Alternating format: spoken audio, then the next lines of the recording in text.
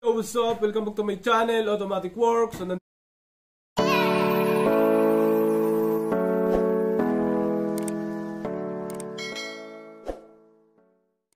yun, Automatic Works, Honda Civic, BTIC. So, ito ay BTI. Tingnan natin kasi ang concern ng may-ari, 2,000 daw yung RPM. So, una pa lang meet namin itong sakyan na to. Tingnan natin dito, 2,000 RPM. Pwede kasing nataas to, no, sobra. Pwedeng nataas yung IACB, pwede yung TPS, yan, sumobra. Pwede rin to, sumobra. Marami yan. Pagka mataas ang RPM, pwedeng sira ang ECU. Pwedeng may vacuum lines na sira sa hose. Pero ang nangyari kasi dito, pipit oh. Pipit. Hindi siya, ayun, pipit. Mas dapat hirap yan. Tapos ito, nataas.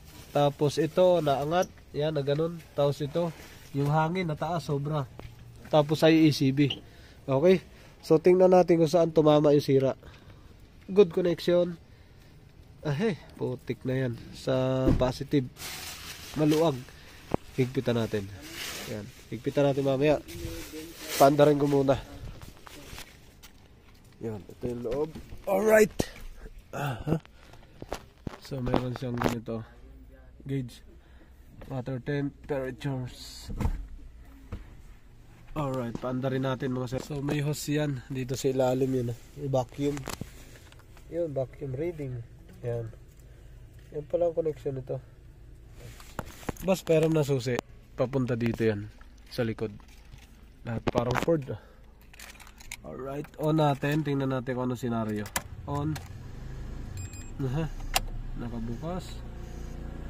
Galing Ganda. Dito yung check engine hindi na umilaw. Ayan, hindi na nakailaw yung check engine. Yan patay na.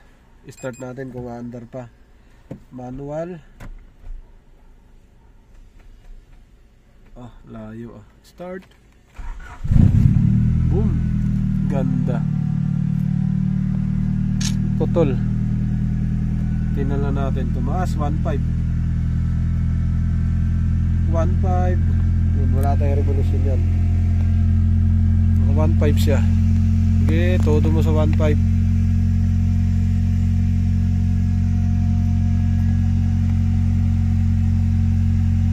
1.7.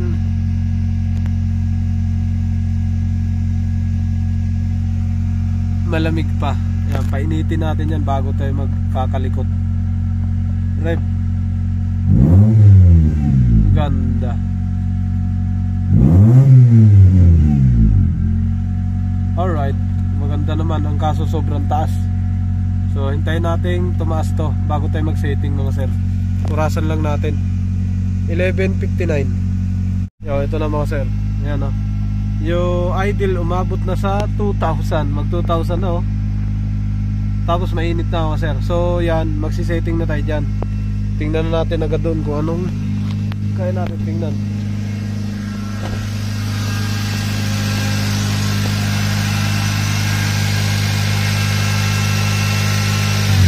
Yun, bumagsak ito open. Saka yun open. Yan kalma. Kumalma na. Isiset na lang natin. Bitaw. Mataas ulit. Pakalmahin natin ulit yan. Yun. Ito, ginagamit niya dito sa vacuum. Yan, putulin natin. Magagamit natin yan dito. Yan saksak natin dyan.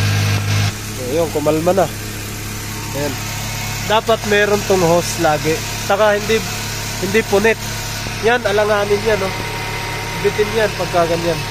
Pag binunot natin, ganun ulit mangyari malakas. Taas.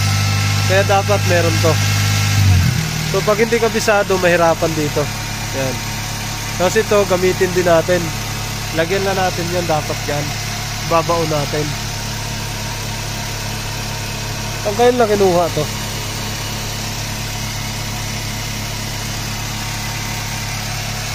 So doon to sa may yan sa tatlong nandyan sa taas. So tingnan natin kung Anong idle? 1, 1, 2. So kailangan ibaba pa natin to. Masyado mataas. Pero naibababa pa to. Ayan na. Yun, bumaba na siya. Red.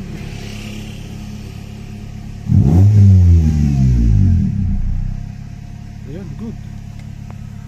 Baba natin, ibaba pa natin yan. Mainit na. Sa timing, hindi tayo gagalaw dyan. Dito tayo gagalaw. Tapos yung ilalim mo to. Dito. Yung ilalim. Yo mga sir, bumaba na. Ito. Yan na.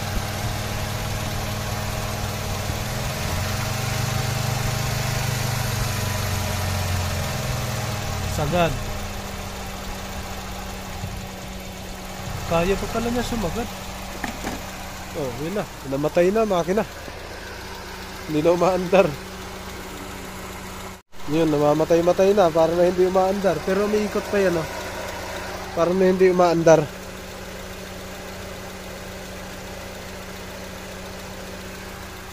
Yun na, pwede na itong gamitin. Sa malayong lugar. Tingnan natin ang idle. So, yan. Yan na idle niya. Nababa na natin. Rev natin. Lutong. Lakas. Ang lakas. Ang bihira. Pwede pa tayo mag-adjust dyan. Binabaan ko lang, sinagad ko kung kaya pang isakal yung makina. Oh, lakas, oh. Kuhang-kuha yung lakas eh. Ngayon, buksan natin ang aircon. Boss. Isa lang. Isa lang. Wala reaction. Wala reaction. Tingnan natin yan. Naka-on na yung aircon. Naka-dos. Rev natin. Baka sumabay. Wala. Wala talaga. Walang aircon.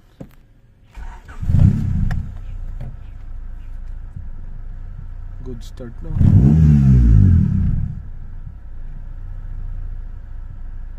Wala. Isa pa. Wala, oh. Hindi pumitik. Ramdam ko to pag naka-aircon na yan. Hindi pumitik to. Wala rin ako naramdaman pumitik. Dito tayo. Compressor na hindi gumana. Ayun. Not working.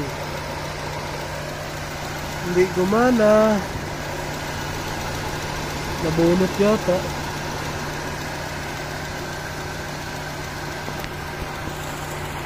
Hindi gumana. Meron yan dito ano.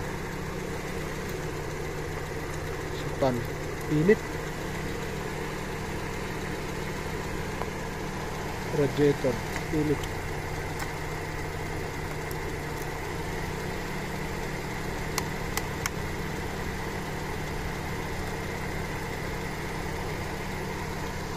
Yun, gumana na. Compressor niyan, compressor, radiator fan, yung tatlo. Sumingaw ang aircon. Nadali ito nung ano, langis. Naligo ng langis. Oo. Oh, yung sa langis na yan. Nadali yan. Oo. Okay. So, tanggalin natin yan. Dahil nahirapan siya dito pag nag-aircon.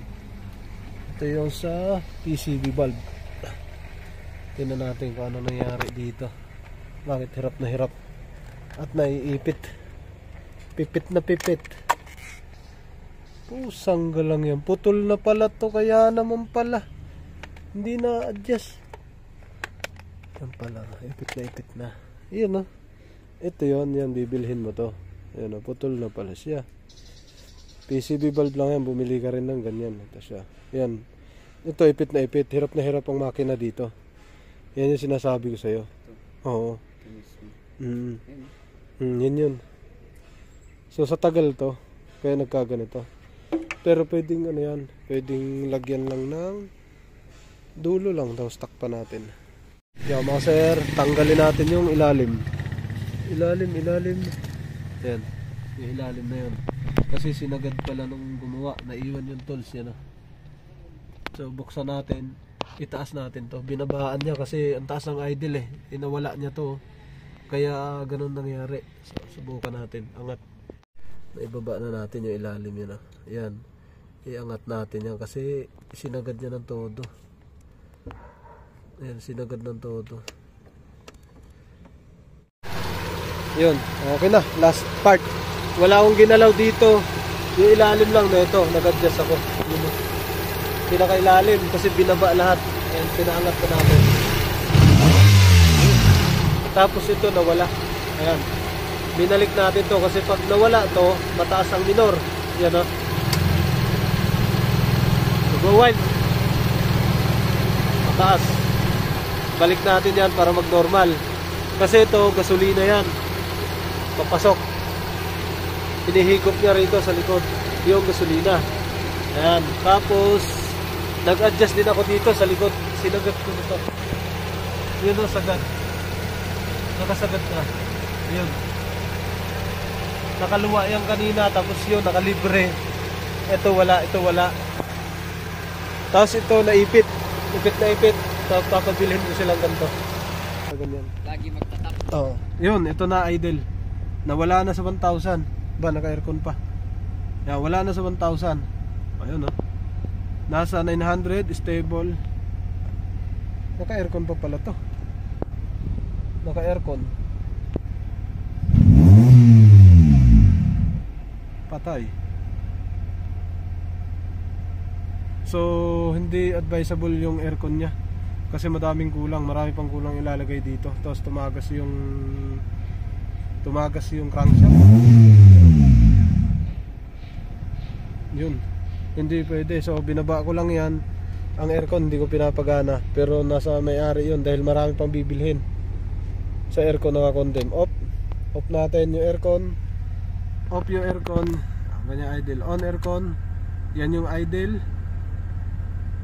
Maganda to pagka nanakbo, magkakaroon kayo nito ng aircon. Yan o. Yan ganyan. Meron o. Pag nakataas yan o. Diba? Ang kaso yung tagas hindi pwede. So kaninang 2,000 ibaba na natin yan.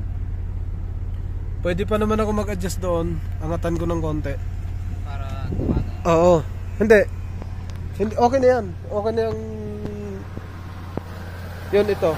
Yung PCB kasi sinakal ko muna to dahil sira yung hose nila. Ipit dito. Tapos ito pa rin binalik ko, papalitan nila ng hose tapos PCB. Tapos wala, yan. Hindi, yung singaw. Ito yan, singaw yan dito. Yan sumisingaw. So, yun na. Kalmado na siya, naka-aircon din. Okay, ito lang may tagas. Yan o, sa ilalim. Ayun. Tuloy-tuloy yung patak.